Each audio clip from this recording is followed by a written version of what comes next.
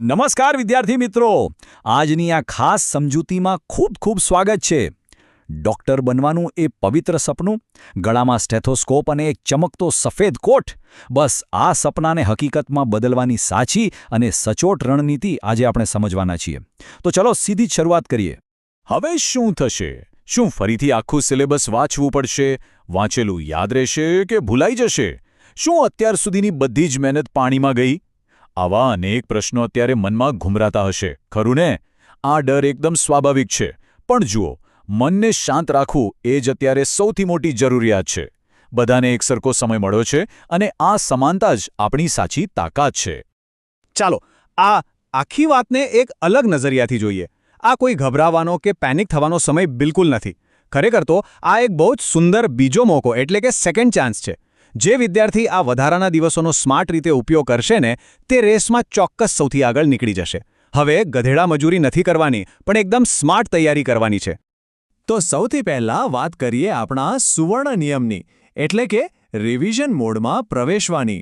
અત્યારે મોટાભાગના લોકો એક બહુ મોટી ભૂલ કરે છે: નવા પ્રકરણો વાંચવાની શરૂઆત કરવી. પણ ના, હવે કોઈ જ નવી વસ્તુ નથી અડવાની. તૈયારીના માત્ર 3 જ મુખ્ય આધાર છે. પહેલું, આપણી એનસીઈઆરટીનું વારંવાર રિવિઝન. બીજું, ભરપૂર એમસીક્યુ પ્રેક્ટિસ. અને ત્રીજું, મોક ટેસ્ટ્સ. જે આવડે છે એને જ લોખંડ જેવું મજબૂત બનાવવું. એ જ અત્યારની સૌથી હોશિયાર ચાલ છે. હવે આગળ વધીએ બાયોલોજી તરફ, જે સૌથી વધુ સ્કોર અપાવનાર આપણો સાચો સાથી છે. બાયોલોજી એ માત્ર એક વિષય નથી, પણ ટોટલ સ્કોરને આકાશ સુધી પહોંચાડવાનું સૌથી મોટું બ્રહ્માસ્ત્ર છે. આના માટે એકદમ સચોટ રણનીતિ જોઈશે. એનસીઈઆરટીની ચોપડી લાઇન બાય લાઇન વાંચવી જ રહી. ખાસ કરીને એમાં આપેલી આકૃતિઓ, કોષ્ટકો, વૈજ્ઞાનિક નામો અને તફાવતો, આ બધા પર ઝીણવટભર્યું ધ્યાન આપવું. રોજના 4 થી 5 પ્રકરણોનું રિવિઝન અને ઓછામાં ઓછા 150 એમસીક્યુની પ્રેક્ટિસનું લક્ષ્ય હોવું જ જોઈએ. અને હા, છેલ્લા 15 થી 20 વર્ષના જૂના પ્રશ્નો જરૂર સોલ્વ કરવા. એ ખરેખર જાદુઈ સાબિત થશે. બાયોલોજી પછી ચાલો સમજીએ કેમિસ્ટ્રીની રણનીતિ, જે કન્સેપ્ટ અને રિવિઝન વચ્ચેનો એક સુંદર સેતુ છે. કેમિસ્ટ્રીના 3 ભાગો માટે અલગ અલગ એપ્રોચ રાખવો પડશે. ઓર્ગેનિક કેમિસ્ટ્રીમાં મુખ્યત્વે નેમ્ડ રિએક્શન્સ, મિકેનિઝમ્સ અને કન્વર્ઝન્સ પર ફોકસ કરવું. ઇનઓર્ગેનિક માટે તો આંખ બંધ કરીને સંપૂર્ણપણે એનસીઈઆરટી પર જ નિર્ભર રહેવું અને પિરિયોડિક ટ્રેન્ડ્સ ગોખી મારવા. જ્યારે ફિઝિકલ કેમિસ્ટ્રીની વાત આવે, ત્યારે સૂત્રો અને દાખલાઓની સતત પ્રેક્ટિસ જ તારશે.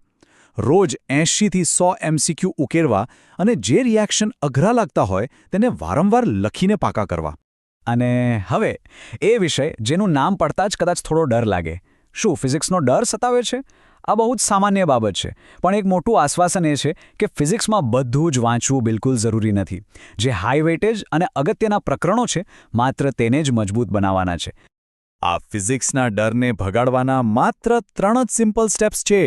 સૌથી પહેલાં, બધા જ પ્રકરણોના સૂત્રો માટે એક સિંગલ ફોર્મ્યુલા નોટબુક બનાવવી. બીજું, પ્રશ્નો ઉકેલતી વખતે હંમેશા એકદમ સરળ પ્રશ્નોથી શરૂઆત કરવી અને પછી ધીમે ધીમે અઘરા પ્રશ્નો તરફ આગળ વધવું. અને ત્રીજું, સૌથી અગત્યનું, ટાઈમર સેટ કરીને દરરોજ 40 થી 70 એમસીક્યુની પ્રેક્ટિસ કરવી. બસ આટલું કરશો એટલે ડર ક્યાંય ગાયબ થઈ જશે.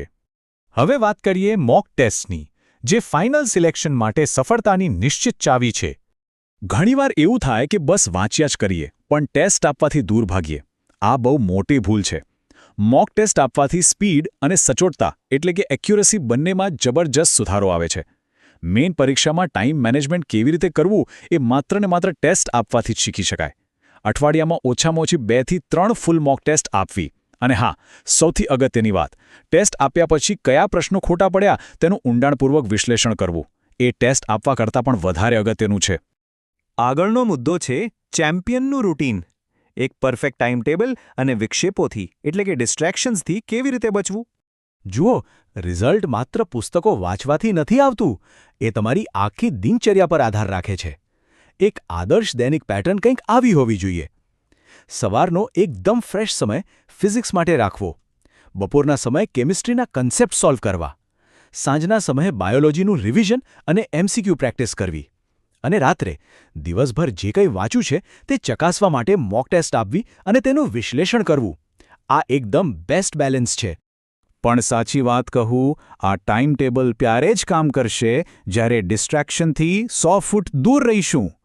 હવે પરીક્ષા સુધી દરેક મિનિટ સોના જેવી કિંમતી છે. ઇન્સ્ટાગ્રામ પર રીલ્સ જોવી, રોજ નવી નવી ટેલિગ્રામ ચેનલો ફંફોસવી કે પછી ગમે ત્યાંથી રેન્ડમ નોટ્સ ડાઉનલોડ કરવી, આ બધું જ આજથી જ બંધ.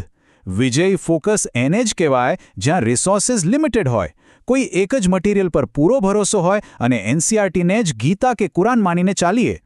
હવે પહોંચીએ સ્વાસ્થ્ય પર, જે આ આટલું બધું યાદ રાખવા માટે આપણું અંતિમ અને સૌથી છૂપું શસ્ત્ર છે.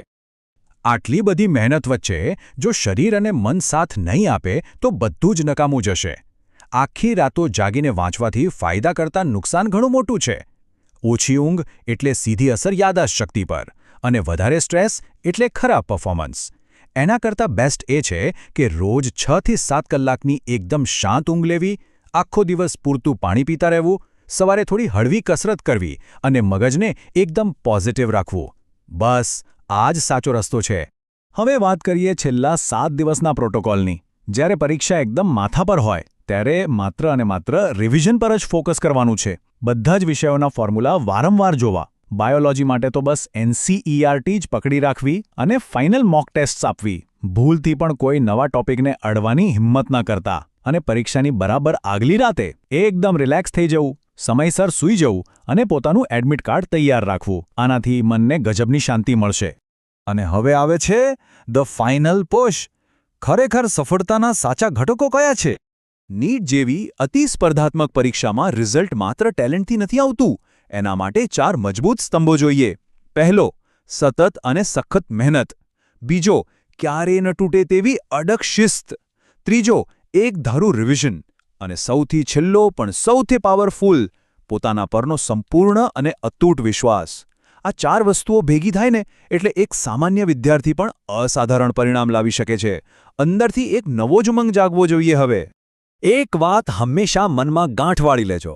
હવે આ ડરવાનો સમય બિલકુલ નથી. આ તો પોતાના સપનાઓને સાચા સાબિત કરી બતાવવાનો સમય છે. આ વધારાનો જે સમય મળ્યો છે ને, એ કોઈ સજા કે અફસોસનો વિષય નથી, પણ આખરી અને સૌથી ભવ્ય જીત માટે કુદરતે આપેલી એક બહુ સુંદર ભેટ છે. એને વધાવી લો. જ્યારે પણ વાંચતા વાંચતા થાક લાગે કે કંટાળો આવે, ત્યારે જરા આંખો બંધ કરીને વિચારજો. સોલ્વ કરેલો એક નવો એમસીક્યુ એ સપનાની મેડિકલ કોલેજના દરવાજા તરફ લઈ જતું એક નવું ડગલું છે. રાતોની રાતો જાગીને કરેલી આ કાળી મજૂરી એ ધીમે ધીમે પેલા સફેદ કોટ અને સ્ટેથોસ્કોપની એકદમ નજીક લઈ જઈ રહી છે. તો સૌથી ક્રુશિયલ પોઈન્ટ એ છે કે આ જે પણ વધારાનો સમય મળ્યો છે એ જ અંતિમ સિલેક્શનનું સાચું અને સૌથી મોટું કારણ બનવા જઈ રહ્યો છે. આ કોઈ વિલંબ કે હાર નથી, પણ આ તો ભવ્ય જીતની પાકી ટિકિટ છે. હવે પૂરેપૂરા આત્મવિશ્વાસ સાથે આગળ વધવાનો આ જ સાચો સમય છે. અને છેલ્લે એક બહુ જ ઊંડા અને સુંદર વિચાર સાથે આ સમજૂતી અહીં પૂરી કરીશું. શું આ બીજી તક, આ સેકન્ડ ચાન્સ એ જ પગથિયું બનશે જે આખરે વર્ષો જૂના એ મેડિકલના સપનાને હકીકતમાં ફેરવી દેશે? મને પૂરો વિશ્વાસ છે કે અંદરથી અવાજ હા જ આવતો હશે. બસ તો એકદમ પોઝિટિવ રહો, સ્માર્ટ મહેનત કરતા રહો અને ખુશી ખુશી આ સપનાને નવી ઉડાણ આપો. આવનારી પરીક્ષા માટે ખૂબ ખૂબ શુભેચ્છાઓ.